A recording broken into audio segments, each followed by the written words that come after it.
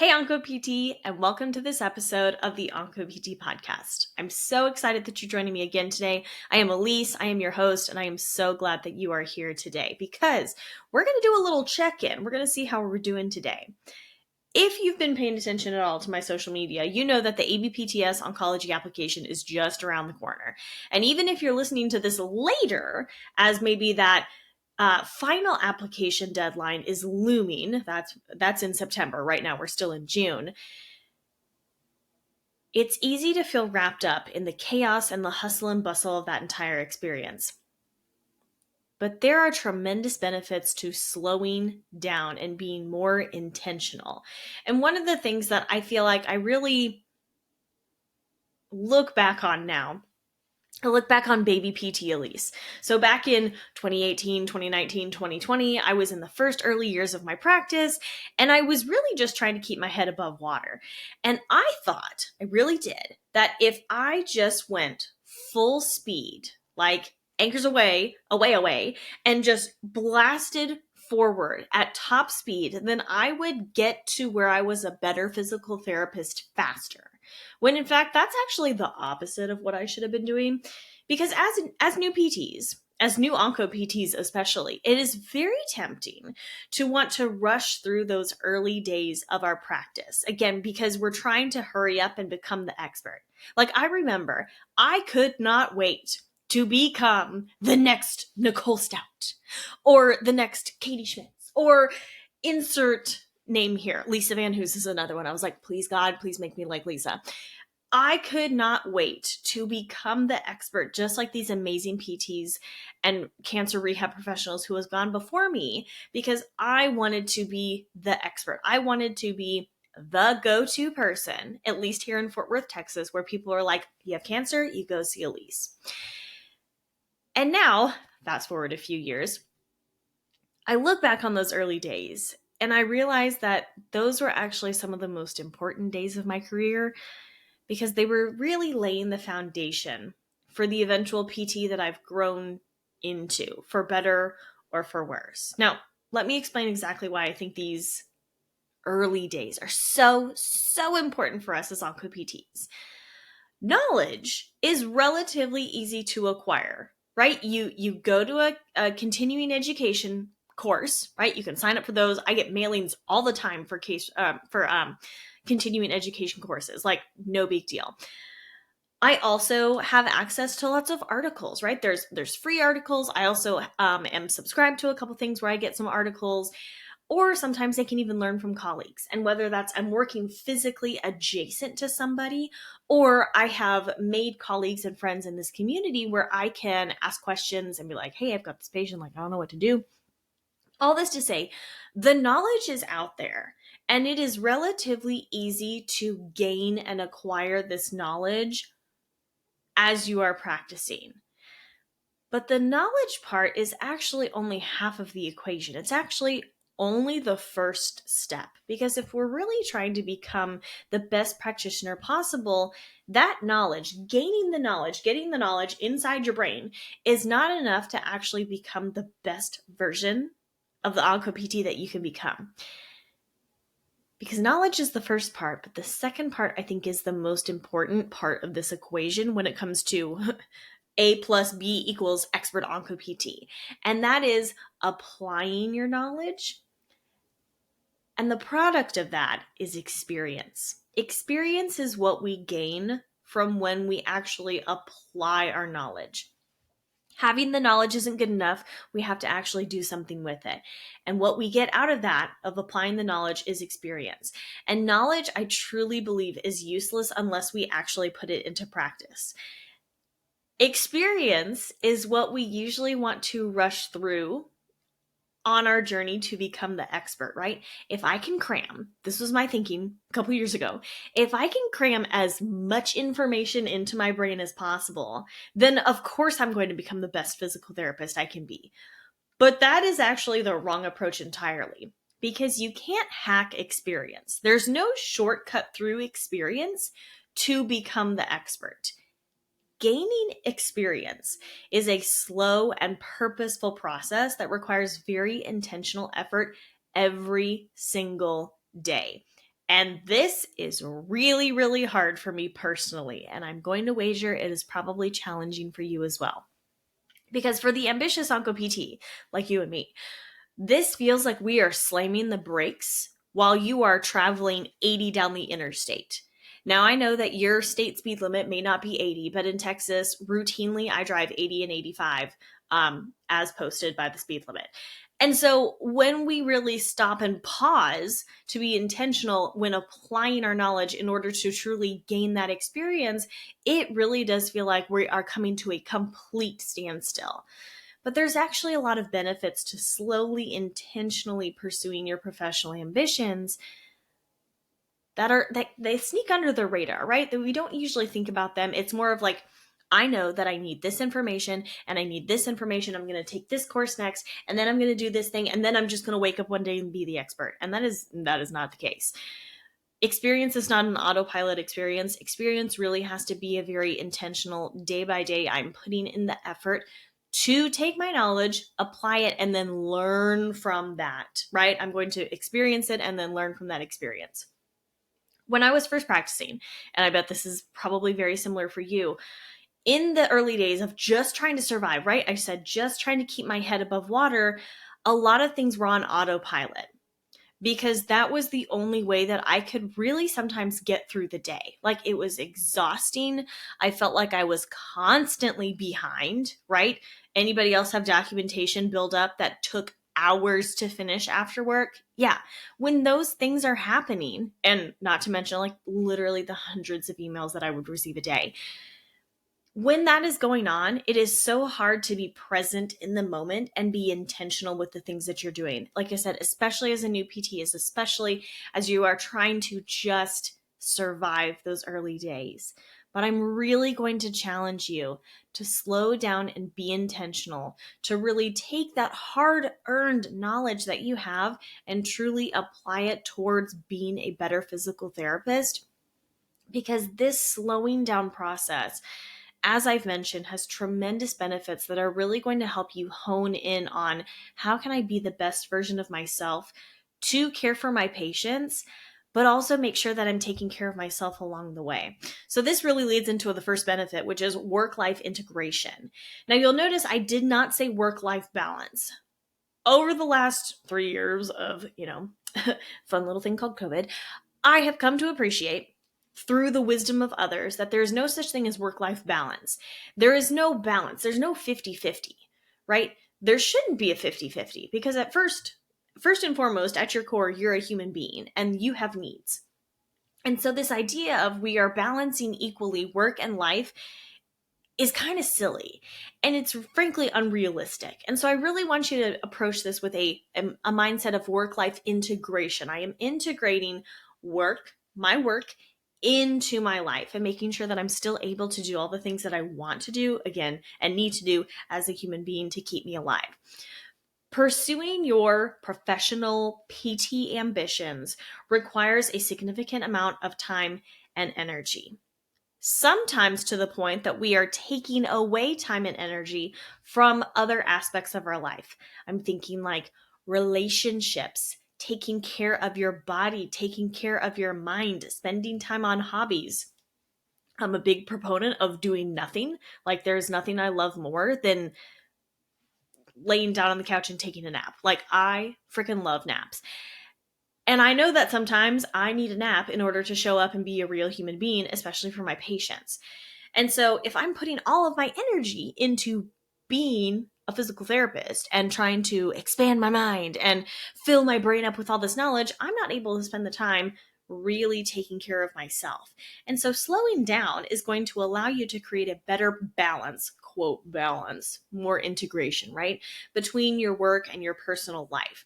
It's going to give you the opportunity to spend more quality time, and I mean actually quality time, being present with your loved ones, with your friends, engaging in your hobbies, pursuing your personal interests, whatever those are, and overall taking care of your overall well-being.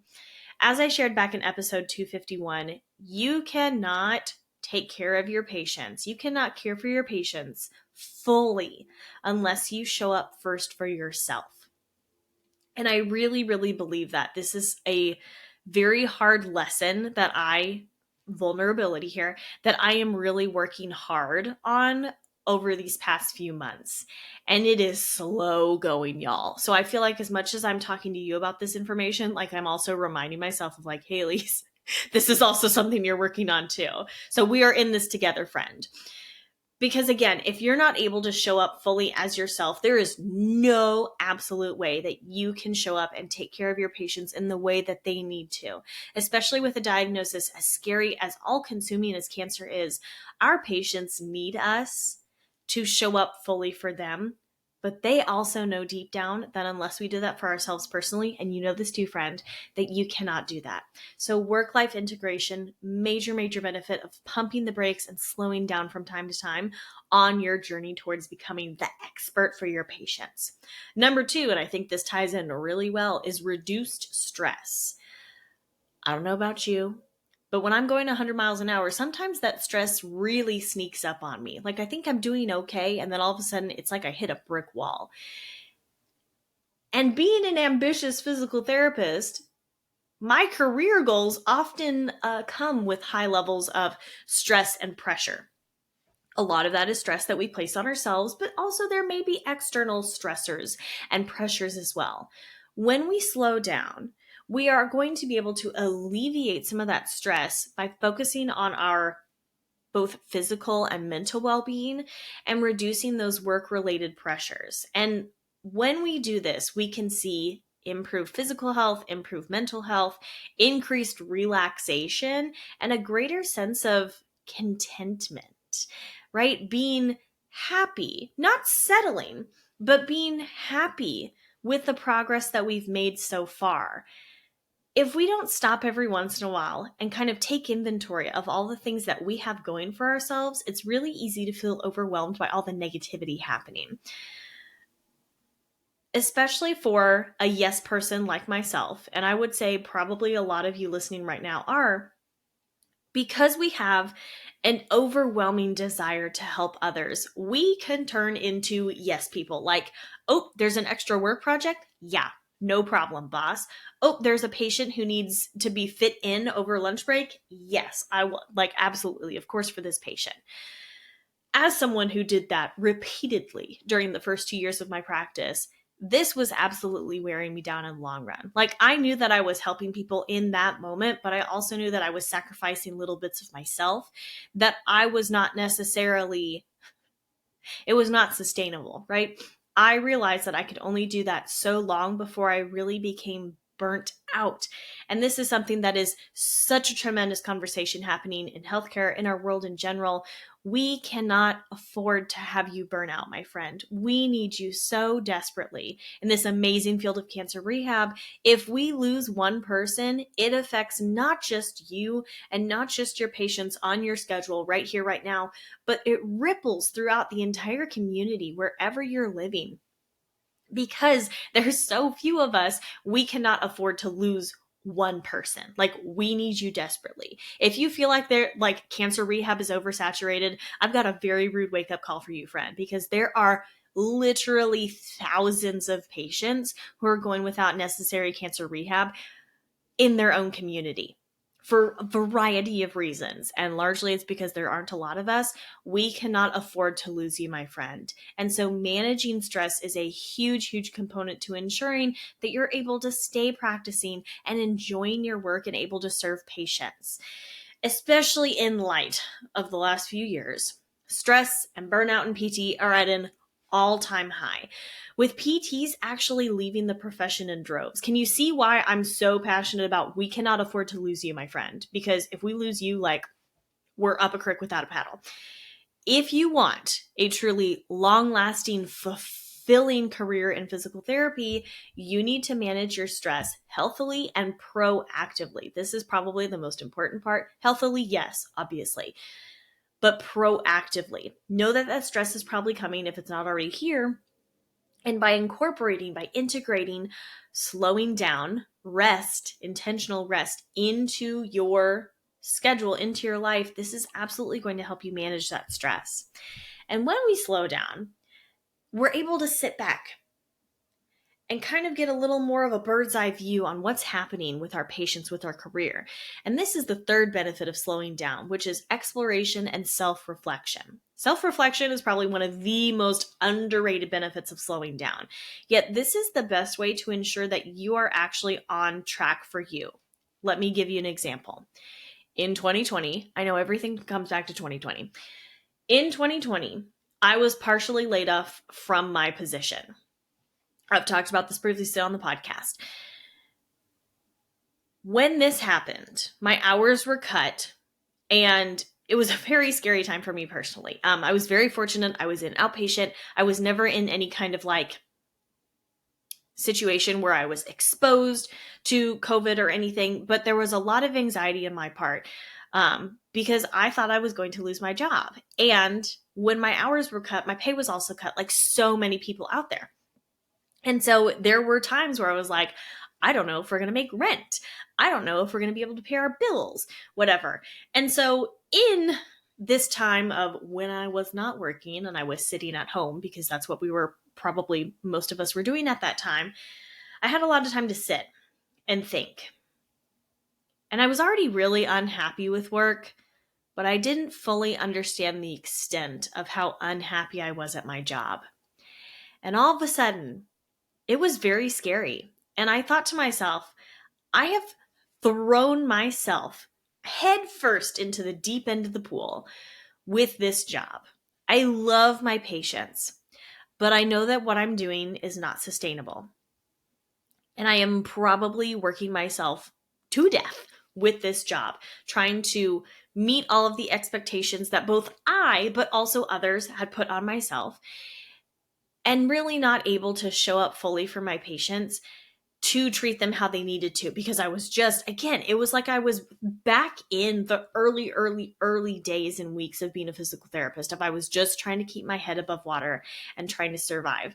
And so when I was forced to slow down, because I, was partially laid off, I had this time to really sit with myself and ask myself questions about, am I happy? Am I doing the work that I thought I was going to be doing? Do I like my work? Do I even like cancer rehab anymore? And it was a really eye-opening experience, because I don't think, if all that hadn't happened, I don't think I really would have had those conversations with myself for probably another like 2 to 3 years. And now, 2 to 3 years since that all happened, it's kind of wild for me to imagine that I would still be stuck in that space that was so unhealthy and toxic for me. When you slow down, you create space and opportunity and time for self-exploration, self-reflection.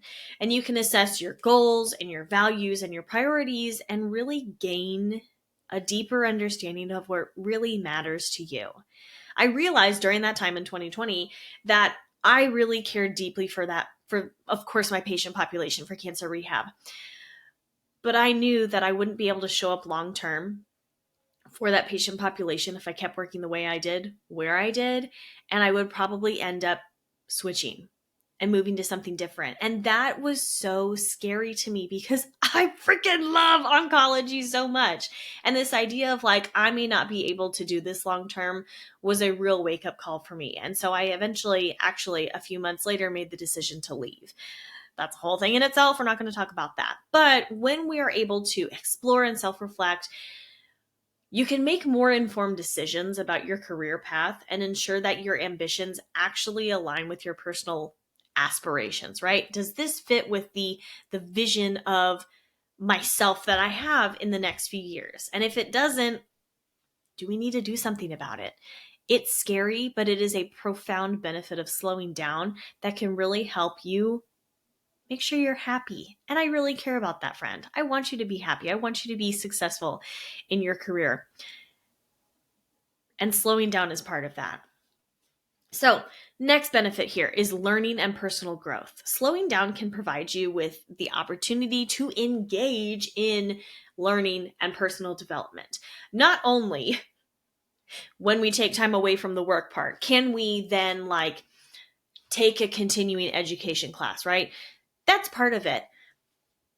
But I don't necessarily want you to fill up all of your free time with continuing education. Remember, the gaining knowledge is only part of the process here, right? We have to actually apply our knowledge. We have to gain that experience. And so when we're able to, I think, slow down, explore, self-reflect, this can then lead us into the learning from our mistakes, learning from our experiences, and then really transforming us into the best version of ourselves. That personal growth, I think, is what really is the byproduct of when we slow down and explore and self-reflect. The learning and personal growth comes out of that, because we can then invest time in thinking about more creative ways to treat that patient, the next patient who comes in with XYZ impairment, XYZ diagnosis, right? We can acquire new skills. Maybe we are going to just sit and kind of think and then expand our knowledge base. Or you could even pursue both educational or creative endeavors. I'm a big supporter of this. I think that when we spend time doing things that are not PT, that helps us become a better PT, because we get a little break. We get to kind of sit with our thoughts and maybe allow our brain time to actually process some of the 80-mile-an-hour thoughts that are going through our brain at all times as we're trying to get through our day full of patient care. And this can really enhance your overall professional competence, but also just make you a more well-rounded physical therapist. Nobody wants a robot for a physical therapist. This is something I tell my students all the time. When I go to physical therapy, like I did a couple years ago for my jaw, I was having TMJ issues. I did not want a robot. I wanted someone who could sit there, who could listen to me, and who could then provide really expert level knowledge and treatment tactics and compassion for what I was experiencing. I've mentioned this again previously on the podcast. I woke up one morning and could not fit the spoon of cereal in my mouth because I had trismus, y'all. Like the teacher has become the student at this point, has become the patient. And so I got in to see this physical therapist. We got things taken care of in like a matter of 2 or 3 weeks. It was incredible. And I felt like because this person had spent time really reflecting on themselves and sitting with thoughts and listening to me, because they slowed down, not, enough to like not try to talk through or talk over me, I felt like I was heard. And I felt like, man, I feel really confident that I'm going to get this issue taken care of in a really timely fashion. And that was absolutely correct. I have not had an issue since then. I would absolutely go back to this physical therapist in a heartbeat. And I think it really came from that experience that I had as a patient, came from this physical therapist has the insight and the experience to have slowed down enough during the learning process that they can then zoom out, look at the whole situation, connect with me as a human, and then implement and apply their knowledge to make me feel better. And that was so, so important with me. It was a really humbling experience to be a patient again after being the therapist for so long. Would recommend. It is hard, but I would recommend. Next benefit of slowing down: enhance creativity and innovation. And I think this ties in with my last example of when I was the patient. My physical therapist was very creative with some of the treatments and interventions that we did. And he really customized them to my lived experience. And that's what we should all be doing with our patients. But I think sometimes I forget to do that because I am racing ahead so fast. I forget that there are other ways to do things. Not to be crass, but there's more than one way to skin a cat. I would never skin a cat, obviously. But that example, that metaphor here really holds true of there are way more ways to address the patient in front of you than the one straight and narrow path that we learned in school or even through continuing education. Or it may be that solution that we learned previously is not going to work with that patient. And we need to have something else in our back pocket, or some things else in our back pocket, so that we can address these patients' concerns and get them to where they need to be. And this only happens, this creativity and this innovation only happens when we slow down and create the space in our life, in our brain, for that creativity and innovation to flourish. By taking a step back from the constant pursuit of our professional goals, you can allow your mind to wander. And while daydreaming may have been a previously negative thing, like while we were in school, I think this is probably a hugely underrated benefit of slowing down, because we allow our mind to wander. We can then explore new ideas and think outside the box. And this is absolutely what our patients need. Not every patient is going to fit into this nice, clean, cookie cutter mold and then be like, good, we've taken care of everything, we're good to go. When we sit, when we provide and create a safe space for this creativity and innovation to flourish, we can then understand fresh perspectives. We can engage in innovative thinking. We can generate unique solutions to challenges that we face in this world of cancer rehab. Again, we know that there are a lot of challenges out there, but it's only when we sit with ourselves and allow ourselves to think and even rest and not think for a bit and then come back to thinking, when this creativity and innovation really grows and is able to thrive in the environment that we curate as the physical therapist, who again is not always the physical therapist 24 hours a day. This is especially important in cancer rehab, considering the nearly constant advances we see. I'm thinking how many immunotherapies have come out just in the last year, right? I know for a fact that my MedBridge course is probably already almost out of date because of how much has come out with immunotherapy. I think I still covered the basics, but there's still some updates that we're going to have to make in a couple years, and that is okay. Considering that, but also how we manage side effects that patients experience as a result of their cancer and cancer treatment, but also life expectancy. We know that over the last 20, 30 years, the life expectancy of a person diagnosed with cancer, even more advanced stages of cancer, has grown exponentially in the best way possible. We are now dealing with issues that survivors previously did not deal with because they did not survive long enough to have these issues. If we move forward at full speed ahead all the time, we are going to miss the little opportunities that present themselves day by day with each of our patients to really advance cancer rehab, right? I don't know if you realize this, friend, but you are a pioneer in cancer rehab, because what we are seeing right now is unlike anything that we have seen before. And that is so exciting.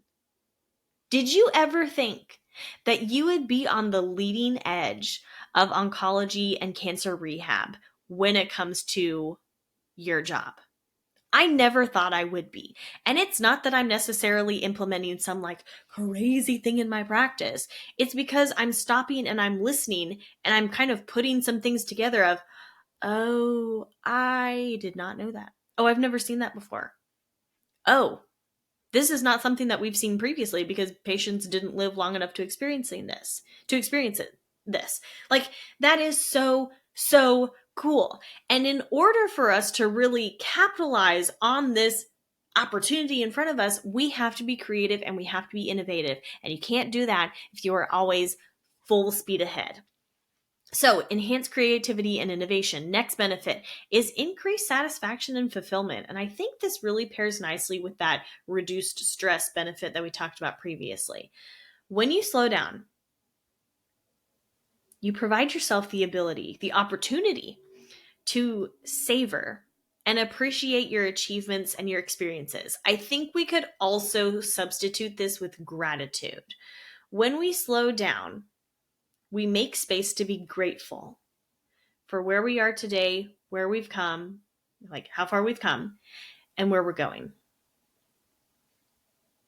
And if we're really going to be fulfilled in our own practice, this has to be absolutely a grounding presence within us. We have to incorporate gratefulness, gratitude into our lives as physical therapists, because if we don't, it is so easy to get knocked down repeatedly by the bad news that can come with cancer rehab, right? We all know the patient that we've been working with who is making such good progress, only to discover that their disease progressed and we're out of treatment options. And we now have a time limit. We have an expiration date for this patient. Or we lose a patient unexpectedly, right? Even regardless of the reason why this happens, we know that bad news and sadness is sometimes a part of cancer rehab. But that does not have to be the all-encompassing experience for us. I think that is the first thing that I hear when I tell people that I treat oncology patients is like, oh, that must be so sad. It's like, well, yeah, there's sad parts, but there's also really cool, beautiful, amazing moments where I get to work with patients throughout this cancer journey that they're on, whatever that looks like for them. And I think we can only have this healthy outlook on that when we spend the time being grateful and we express our gratitude and we experience that true satisfaction and fulfillment that comes with working with patients in this amazing thing that we call cancer rehab, right? So when we slow down, it enables us to find the joy and the fulfillment even amongst the sadness and the badness. Rather than constantly chasing our goals, sitting with the present moment and thinking, what is something good that I can take away from this experience right now? Because again, that's going to help us make sure that we are managing proactively our stress. We are also trying to minimize burnout or manage burnout as best we can, right? This shift in mindset, it's a challenge. I'm not saying it's easy, but this is going to lead to increased overall satisfaction with both your professional, but also your personal life. Because if you have this rain cloud always looming over you professionally, that is absolutely going to bleed over into your personal life. And again, we are trying to integrate work into life. We are not trying to have work completely take over our life. You're a human first, PT second. Remember that. Now, the last benefit that I'll leave you with today is altruistic collaboration. And this is something that I, as a very competitive person, have had to learn and adopt and adapt to. Because when I was in school, and I mean, I'm talking like elementary school, middle school, high school, maybe college a little bit, not so much PT school, because I feel like that really changed the game for me. I was so competitive. Like, I had to be the best at everything, or as much as I could. Or if I wasn't the best at everything, I had to find the one or two things that I was really, really good at, and I had to excel. I had to exceed. I had to pass everybody because I wanted to be the best. Now, I'm unpacking that in therapy as we speak, but I digress. Altruistic collaboration is something that is so needed in cancer rehab, perhaps most compared to all other areas of physical therapy and rehab. But this one, I believe, sneaks under the radar the most of all, and here's why. When you race forward in your practice, right, whatever that looks like for you. You're at a outpatient clinic, you're in inpatient, you're in the hospital, you're in SNF, you're in inpatient rehab, you're in home health, etc. If you are racing ahead in all of this, you are likely leaving others behind. It's not intentional. I know it does not come from a malicious intent, but this inevitably happens when you race forward in your practice. When you don't use your experience to help our colleagues who are beside us right now, we're only helping ourselves. And this is often to the detriment of our colleagues. In helping only ourselves, we are actually hurting our colleagues. And what this does, this is not just a coworker competition here. This is leaving them and their patients behind. And that is a problem. Let me be abundantly clear right now. There is no winning in cancer rehab. There is no I'm the best at cancer rehab there is. Because when we curate this competitive nature, and I'm down for some friendly competition, y'all. This is not what I'm saying here. But when we are actively leaving others in the dust behind us, we are not just hurting them, we are hurting their patients. And that is what I have a huge problem with. And this is what you should have a huge problem with. By only helping you and your own patients, you are actually indirectly harming other patients. And I know you. That is the last thing that you would ever, ever want, because you have a heart to help others and to help these patients. I know you would never do this intentionally, but I think especially, I'm going to throw them under the bus here, especially in corporate PT, as someone who is recovering from that experience, I did this. I 100% did this. There was a culture of very unhealthy competition where it was like, if you're not first, you're last. I feel like some Ricky Bobby up in here. If you're not first, you're last. There is no second place. And it was all about like, how can you see the most patients and bill the most units and bring in the most money for the company? I understand as a business owner, like that is a necessary component. Like you have to have money to pay your bills. You have to have patients to have money to pay your bills, etc. But this cutthroat competition that has frankly been curated in the rehab, in the physical therapy world, is only harming our patients. And I believe that with every fiber of my being. Because I know that when our patients win, we all win. And when we all win, all of our patients win. And that is what really, really matters here. So as you step forward in your career, don't forget to extend your hand back to grab the hand of the person behind you and bring them alongside you. That mentality is the only reason why I am here today, because I have found those people, those physical therapists, those rehab professionals who saw me behind them and they reached a hand back to bring me up forward here. Again, I mentioned a few names on the podcast already who very much did this for me. And there's so many others. There's so many people even who are listening today who literally did this exact thing for me. And I am eternally grateful for that. And I know that it has made me a better physical therapist for that experience. And I really, really encourage you. You have the opportunity, I think, most beautifully in cancer rehab compared to all other areas of rehab and physical therapy. We truly stand on each other's shoulders because this is a, quote, relatively new field in the grand scheme of all of this. We still have so much to learn and we still have so much experience to gain. And the only way that we can do this truly effectively and efficiently is by working together. And I'm not saying like we need to all hold hands and sing kumbaya, but we really need to be supporting each other in this journey towards applying our knowledge, gaining experience to become the best OncoPT that we possibly can be for our patients. All this to say, there are tremendous benefits to slowing down and working towards your goals. Like, I want you to be the best OncoPT you can be. And I understand that gaining knowledge is a really, really important aspect of that. But don't forget to then take your knowledge and apply it and gain that experience and reflect on this experience, right? Think about these benefits of slowing down. There are going to be periods of time, there's going to be seasons when you are going to be racing ahead. Like that is what is required in that time in your practice in your life.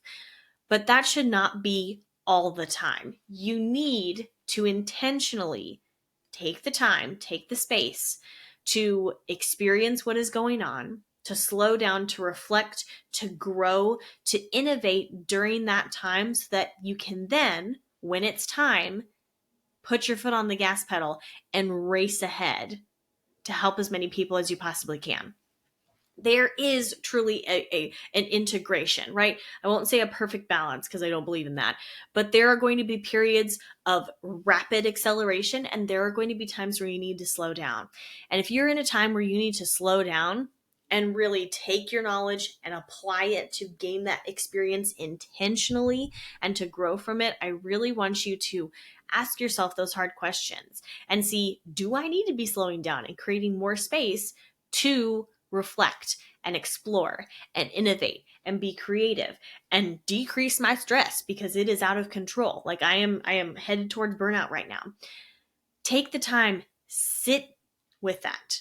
Sit with that and see what is the next step that you need to take in order to become the best physical therapist, the best OncoPT you can be. Now, if you're ready to take your professional growth to the next level, I would really, really encourage you. Case reports are a really fabulous way to do this. It's not enough to just gain the experience. It's also time to share what you've learned, which is what we talked about with the collaborative altruism. The altruistic collaboration. That's what I said. Writing your case report is the next step in growing professionally and helping more patients. Because again, you have learned something from your patient, whatever that is. And I'm going to wager I don't know that thing yet. Our colleagues don't know that thing yet because we are truly on the cutting edge of cancer rehab. Patients are living longer. We have more treatments available than ever. We are seeing so much more than what we ever saw. And we have a lot to learn from you and your experience. And if you're ready to write your case report correctly the first time, then you are going to love my case report writing workshop. You can save your seat now at the oncopt.com/case report, and I cannot wait to see you inside. Until next time, this is Elise with the OncoPT. And remember, you are exactly the physical therapist that your patients with cancer need. So let's get to work.